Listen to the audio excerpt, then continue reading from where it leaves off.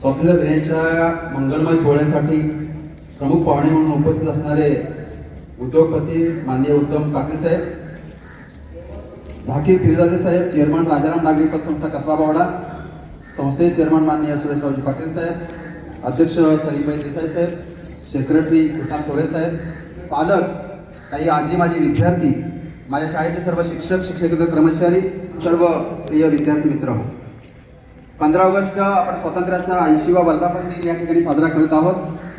प्रथमतः मी भारतीय स्वातंत्र्य दिनाच्या आपल्या सर्वांना हार्दिक शुभेच्छा देतो. 15 ऑगस्ट हा आपल्या देशाचा अत्यंत महत्त्वाचा आणि वाढवण्याचा दिवस. आज आपण एक मुक्त श्वास या ठिकाणी घेत आहोत, कारण 150 वर्षाच्या गुलामगिरीमध्ये कितपत पडलेल्या या देशाला अनेक क्रांतिकारकांनी, देशभक्तांनी, अनेक थोर नेत्यांनी आपल्या प्राणांची आहुती देऊन या देशाला स्वातंत्र्य मिळवून दिलं. तो स्वातंत्र्य दिन आज आपण अनुभवतो आहोत. यासाठी महात्मा गांधी असतील, पंडित नेहरू असतील, लोकमान्य टिळक आहेत, सुभाषचंद्र बोस, शहीद भगतसिंग यासारख्या अनेक महान आत्म्यांच्या त्यागामुळं आज आपण स्वतंत्र भारतामध्ये सहवास करतो आहोत. या सर्वांच्या चरणी प्रथमतः मी शिरोळे हायस्कूल आणि संकल्पच्या परिवाराच्या वतीनं कोटी कोटी प्रणाम करतो. प्रिय विद्यार्थ्यांनो, आजच्या काळामध्ये देशाची सेवा करणं म्हणजे केवळ सीमेवर जाऊन लढणं असं नव्हे, तर एक चांगला नागरिक बनणं, शिस्त पाळणं आणि मनापासून अभ्यास करणं हीच खरी देश सेवा ठरेल. आपल्या शिरोळे हायस्कूलचा इतिहास जर आपण पाहिला तर निश्चितच गुणवंत आणि शिस्तप्रिय विद्यार्थी निर्माण करणं, ते घडवणं हाच राहिलेला आहे.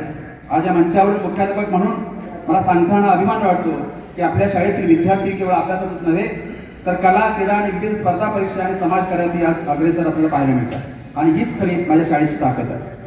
आज आपण तंत्रज्ञान आणि विज्ञानाच्या प्रगतीच्या युगामध्ये जगत आहोत आणि ही प्रगती साधताना आपण आपली नैतिक मूल्ये, आई वडील आणि गुरुजनांचा आदर मात्र विसरता कामा.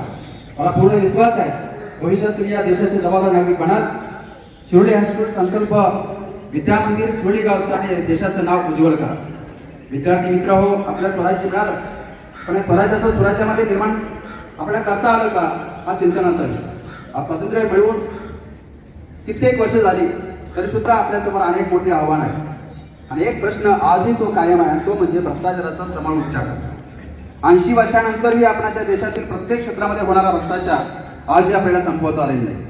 ही चिंतनाची बाब आहे. उलट हा भ्रष्टाचार शिष्टाचार बनत चालला आहे. आज सामान्य नागरिकाला चांगले रस्ते, दर्जेदार शिक्षण, सक्षम आरोग्य व्यवस्था आणि मूलभूत सुविधा यासाठी आवाज उठवावा लागतोय. ही चिंतनाची बाब आहे. स्वातंत्र्याचा खरा अर्थ तिरंगा फडकवण्यात नाही, तर प्रत्येक नागरिकाला सन्मानाने जगण्यासाठी आवश्यक सुविधा मिळण्यात आहे. देश पुढे जात असताना विकासाचा लाभ शेवटच्या माणसापर्यंत पोहोचला पाहिजे, तेव्हाच मला वाटतं स्वातंत्र्याचा उत्सव आपण खऱ्या अर्थानं साजरा करू. शेवटी मी आपल्या शाळेतील सर्व शिक्षकांनाही धन्यवाद देऊ इच्छितो की अहोरात्र कष्ट करून आपण ही भावी पिढी घडवत आहात. तर आजच्या या पवित्र दिवशी आपण सर्वांनी एक प्रतिज्ञा करूया की आपण आपल्या देशाच्या प्रगतीसाठी, स्वच्छतेसाठी आणि एकात्मतेसाठी प्रयत्न करूया. तुम्हाला सर्वांना पुन्हा एकदा या स्वातंत्र्य दिनाच्या शुभेच्छा देतो आणि मी माझा प्रास्ताविक या ठिकाणी संपवतोय. जय हिंद, जय महाराष्ट्र.